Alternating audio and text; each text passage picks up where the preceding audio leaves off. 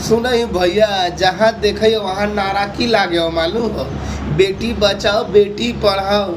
तो ओकरे से पूछियो तो बेटवा कहाँ हरियाणा भेजबी काम करेले, दिल्ली भेजबी काम करेले, मुंबई भेजबी काम करेले, इटवा जोड़ैया काम करे भी, लेबर के काम करे भी, गोबर गोटा चुने भी। यह सब रहलो तनी बेटवो के पढ़ाई के कुछ करी।